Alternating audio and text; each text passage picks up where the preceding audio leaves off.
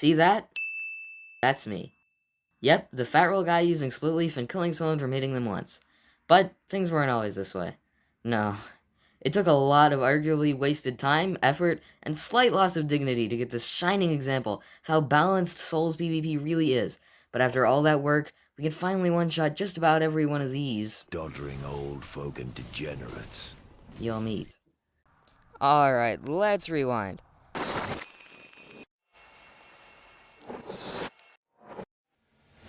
Wait, not that far. Okay, there we go. Many moons ago, this was to be a build where I tried to look like a PvEer fresh out of Crucifixion Woods, without a care or clue about what this forbidden vigor was, using the lowest HP possible.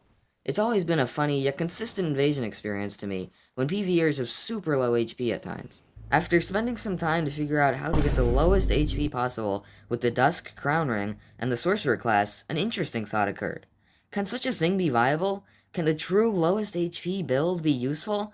Me and my friend, Omastar of Astora, got together and created the most beautiful build ever.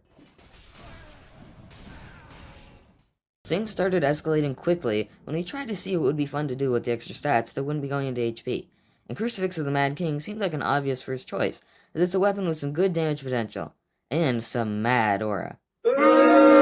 So we started testing it with the spell Dark Blade, and the damage was okay, but it just wasn't worth having no HP for.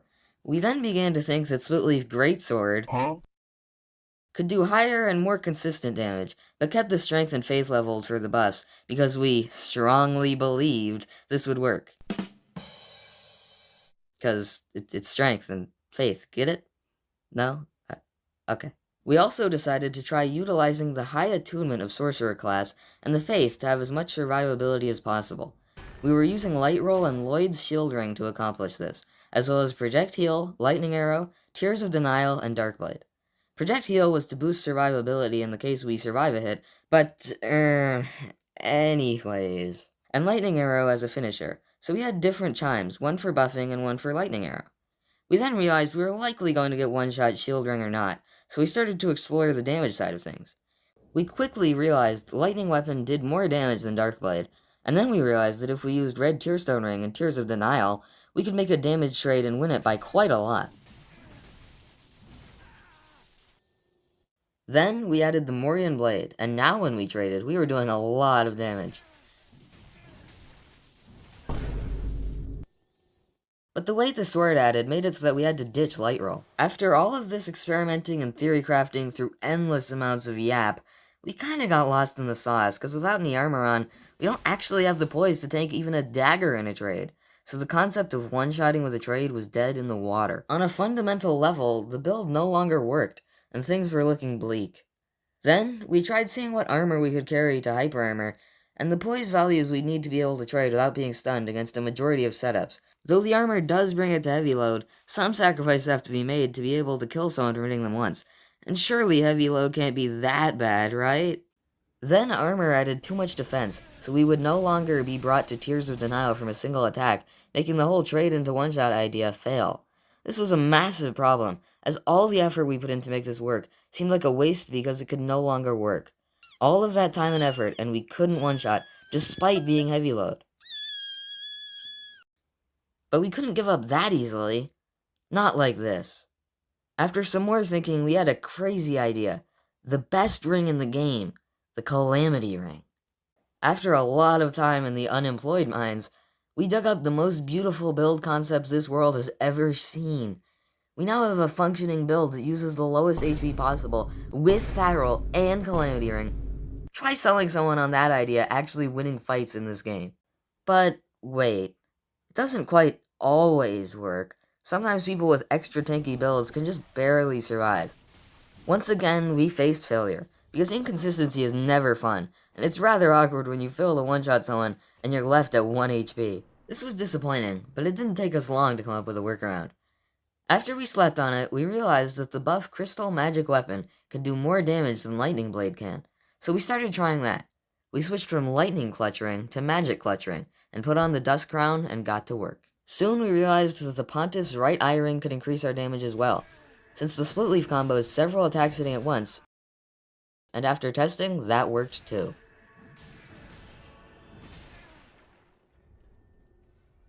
Let me list out this whole process step by step in its entirety.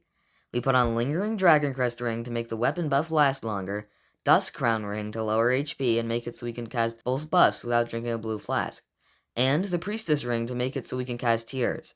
Swap off both casting tools so you're not at 100% equip load. Then you swap to equip the Pontiff's Eye Ring, Calamity Ring, and the Red Tearstone Ring, drink a blue flask, soft swap to Morian Blade in the left hand, and you're ready to fight.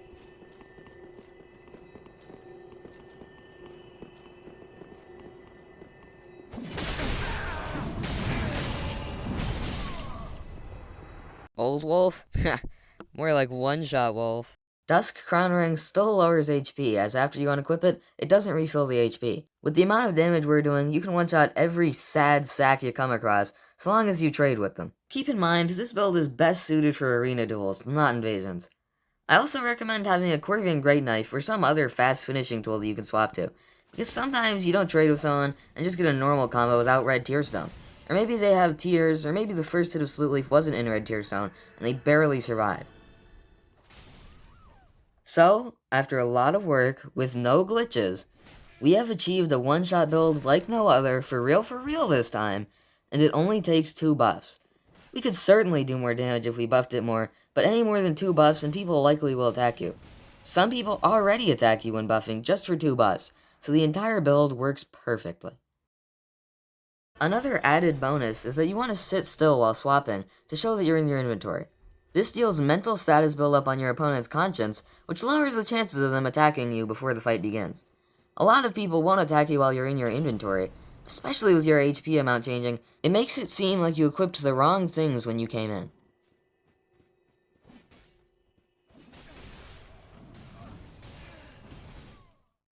Keep in mind that heavy load takes some getting used to, but once you've gotten everything down, the build is really a lot of fun to use, and leads to some very fun interactions.